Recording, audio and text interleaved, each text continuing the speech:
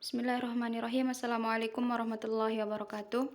Alhamdulillah rabbil alamin. Wassalatu wassalamu ala asrafil anbiya wal mursalin Sayyidina Muhammad wa ala alihi wasahbihi wasallim amma ba'du.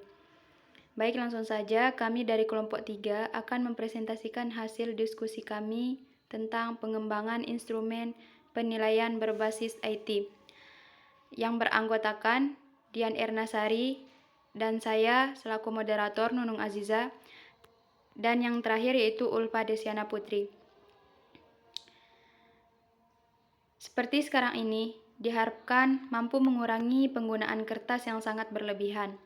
Maka dari itu, suatu konsep evaluasi pembelajaran berbasis teknologi ini juga bisa diterapkan dalam evaluasi pembelajaran harian di kelas, yang dibantu dengan menggunakan instrumen berbasis teknologi juga, di mana salah satu aplikasi yang dapat dimanfaatkan sebagai instrumen penilaian evaluasi yaitu berbasis online menggunakan Google Form. Aplikasi ini berupa formulir yang merupakan evaluasi dari salah satu cara untuk menilai suatu objek yang memerlukan data atau hasil pengukuran dari berbagai dimensi, seperti pengetahuan, sikap, keterampilan, dan sebagainya. Adanya teknologi canggih bagian dari penyimpanan, yaitu Google Drive.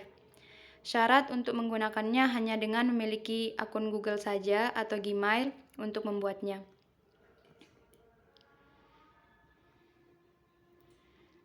Tahapan pengembangan proyek. Pengembangan ini terdiri dari 3 tahap. Yang pertama yaitu preliminary, yang kedua self-evaluation, yaitu meliputi analisis dan desain. Yang ketiga, prototyping, yang meliputi expert reviews, one-to-one, dan small group, serta field test.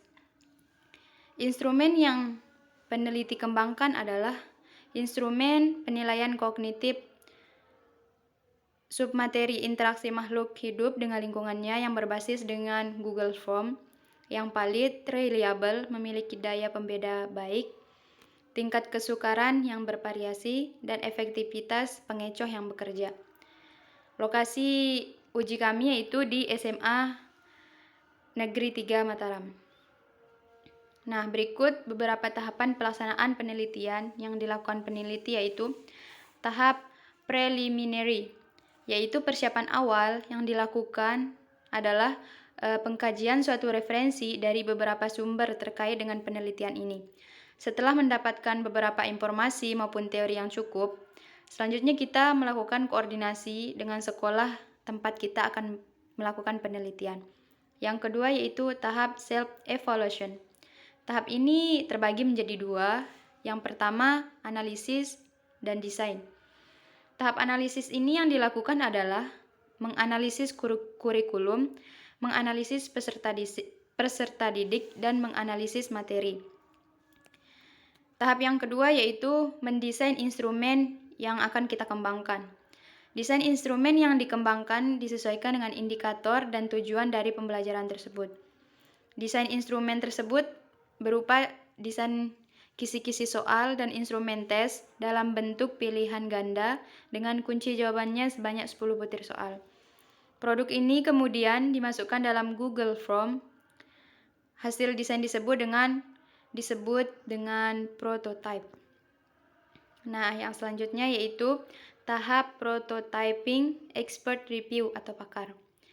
Produk yang telah kami desain kemudian dinilai dan dievaluasi oleh 2 orang pakar dalam bidang materi biologi dan pendidikan biologi. Pakar ini bertindak sebagai validator yang menelaah dari materi kita, konstruk, dan bahasa pada produk yang telah didesain tersebut. Semua saran dan tanggapan dari validator dituliskan pada lembar validasi sebagai bahan untuk merevisi prototipe yang telah dibuat. Rancangan timeline. Pada penelitian ini, pengembangan instrumen berbasis IT dengan menggunakan Google Form, yaitu pada hari Kamis, tanggal 17 Juni tahun 2021 di Sekolah SMAN 3 Mataram.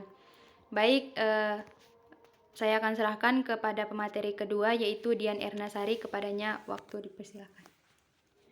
Baik, Assalamualaikum warahmatullahi wabarakatuh. Saya akan melanjutkan materi yang pertama, yaitu tahap-tahap pelaksanaan. Kami sudah mencapai tahap pelaksanaan untuk penilaian dari siswa-siswi SMAN 3 Mataram untuk menjawab beberapa kuesioner yang terdapat pada Google Form. Pertanyaan-pertanyaan tersebut dapat mereka akses melalui link. Dari pertanyaan-pertanyaan yang kami ajukan, kami dapat menilai ranah sikap dari siswa-siswi terkait dengan pembelajaran biologi. Kami memberikan beberapa kuesioner pada Google Form yang akan dijawab oleh siswa-siswi SMAN 3 Mataram kelas 7 dengan jumlah siswa 25 orang. Setelah mereka menjawab semua pertanyaan yang ada pada Google Form, kami rangkum menjadi satu hasil dari jawaban siswa-siswi tersebut. Hasil yang kami peroleh dapat dilihat di aplikasi Forms App dengan memasukkan email yang kami gunakan untuk membuat Google Form.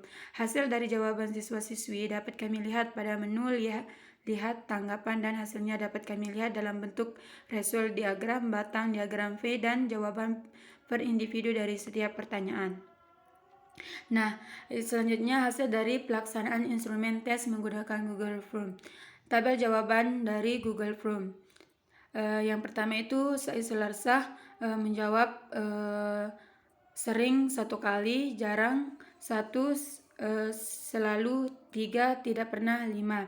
Nah, kemudian siswa yang kedua sampai seterusnya dia menjawab semua pertanyaan dari 20 pertanyaan tersebut. Nah, setelah itu kami jadi kesimpulannya itu dari pelaksanaan menggunakan Google Form ini, dari hasil instrumen yang kami lakukan dapat disimpulkan bahwa dari pertanyaan pertama dapat disimpulkan bahwa 58% siswa memperhatikan guru ketika menjelaskan materi biologi. 35% jarang mendengarkan guru ketika menjelaskan materi biologi. Dari pernyataan kedua, siswa menanyakan materi yang belum dipahami kepada guru, yaitu 53% sering, 23,5% selalu, dan 23,5% jarang. Dari pertanyaan ketiga, siswa enggan mengerjakan soal yang diberikan oleh guru di papan tulis dengan hasil 77,8% tidak pernah, 5,6% selalu dan sering, 11,1% jawabannya jarang. Pertanyaan keempat, yaitu siswa mengobrol dengan teman ketika guru sedang menjelaskan materi. 61,1% jarang, 27,8% menjawab tidak pernah, 5,6% menjawab selalu dan sering. Pertanyaan kelima, siswa malas mencari materi dari berbagai sumber. 61,1% menjawab jarang, 22,2% tidak pernah, 11,1% sering, dan 5,6% selalu. Sedangkan pertanyaan keenam, siswa senang ketika guru memberikan tugas. 68,4% menjawab jarang, 21,1% selalu, 5,3% sering dan jarang. Pertanyaan ketujuh, siswa hanya belajar ketika akan ada ulangan. Menjawab 35% sering, 25% jarang, 20% tidak pernah, dan selalu. Nah, pertanyaan ke-8, siswa malas belajar di rumah meskipun ada materi yang belum dipahami di kelas. Siswa menjawab 50% jarang, 25% selalu, dan tidak pernah. Pertanyaan ke-9, siswa enggan mencari manfaat dari mempelajari materi biologi yang diperoleh. 40% tidak pernah, 40% jarang, 10% selalu dan sering. Pertanyaan ke-10, siswa tertarik untuk mempelajari materi biologi. 45% selalu, 25% sering, 20% jarang, dan 11% menjawab tidak pernah. Sekian dari penjelasan saya. Assalamualaikum warahmatullahi wabarakatuh. Baik, saya ucapkan terima kasih kepada pemateri kedua, yaitu Dian Ernasari. Langsung saja saya akan menutup hasil diskusi kami dari kelompok 3. Saya selaku moderator, Nunung Azizah, mengucapkan banyak-banyak terima kasih. Kurang dan lebihnya kami mohon maaf. Wabillahi taufiq wal hidayah. Wassalamualaikum warahmatullahi wabarakatuh.